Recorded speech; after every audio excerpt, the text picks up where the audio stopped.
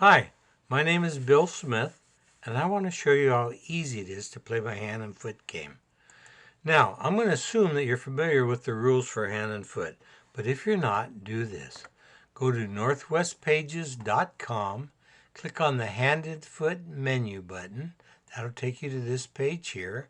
Scroll down to the bottom of that page, look for the rules for playing, and click that link.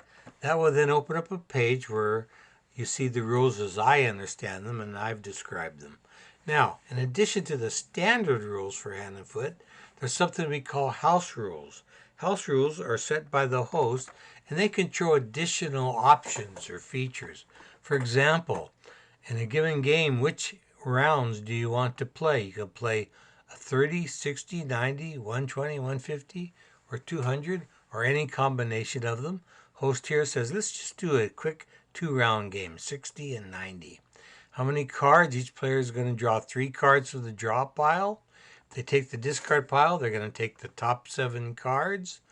It says yes, a wild card can be used to pick up the discard pile.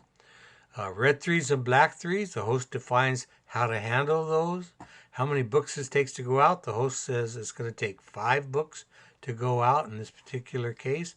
2 natural or clean books, which means no wilds are in them, and 2 polluted or dirty books.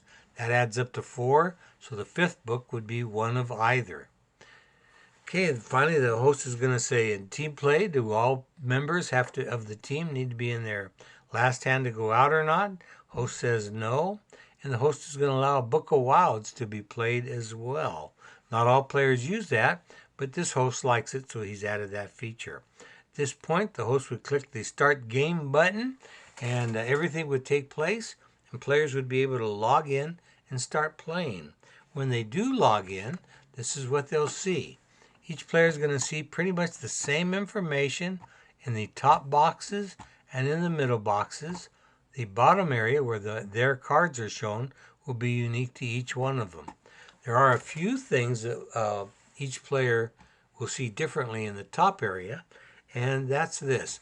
Each player will see their name in red over here under the list of players, and if there's any error messages, they'll be displayed in this bottom area of this right-hand box, and only the active player making the mistake will see the error message. It tells them what they did wrong. Okay. The other thing that happens is that as a player is playing and they add books to the table or cards to the table, they'll see that happening here. Other players will not see that happening going on. As soon as Annie draws a card, all the other players and Annie will see that she has now moved from the draw phase to the play cards phase. Okay, well, when she drew the 3 cards, 5 of clubs, jack of diamonds, and a queen of clubs. Having looked at that, she can unselect them, which will move them back down. She can do that one at a time by tapping or clicking, either one. That queen of clubs, it goes down. If she wants to, she can do it the fast way by clicking the unselect all player cards button. That moves everything down. At this point, she can now tap the red 3, tap the red 3 exchange area, and as you can see, she's received a 5 in exchange. Up here, everyone will see that a red card for Team 1 has been exchanged. They will also see that Annie now has 14 cards in her hand because she drew 3 cards onto her, adding to her 11.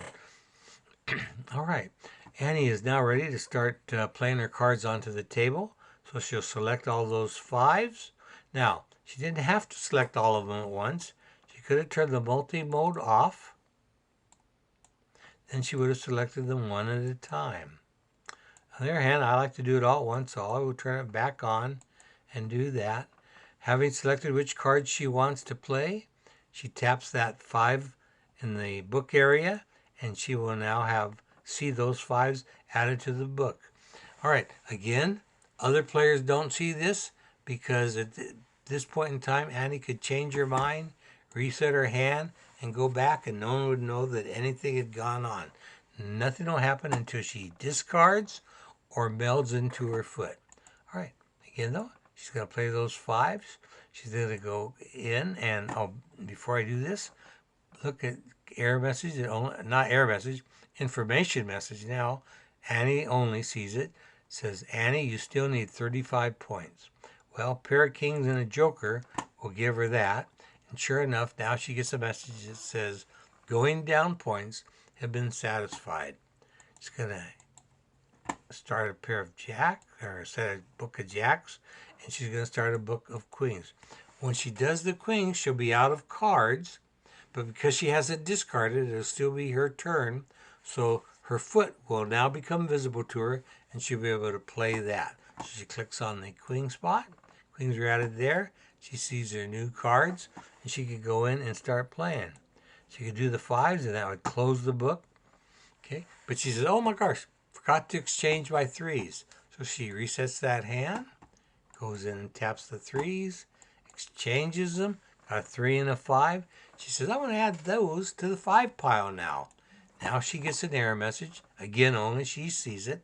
Selected cards cannot be played on that book. Why? Because the 3 of clubs doesn't belong there. She's going to now add 2 5s though. That closes the 5s because now there's 7 natural 5s, all 5s. So one closed book. T1 up here says Team 1 has 1 natural book. Team 2 has a plate, so they're still sitting at 0. Now she's going to go ahead and close off the queens as well. The queens have a wild card in them.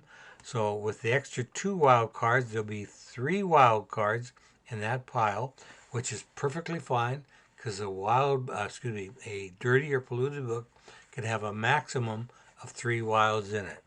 So again, it automatically closes. It says a blue dot now to say it's a polluted book.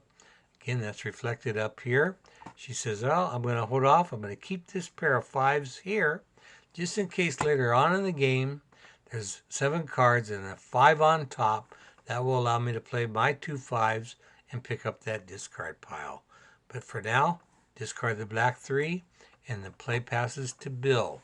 Bill's turn to draw. All right. He'll start to play and the game will proceed, and hopefully this gives you enough of an idea so you can see how the game is played. When someone does go out, the game will automatically show a scoring page that tells what everyone's points are, and after everyone has seen that scoring page, it'll automatically start up the next round. That's just all it takes. The game is extremely easy to play. I hope you give it a try and that you like it, and I hope you enjoyed watching this little video. Thank you so much for watching.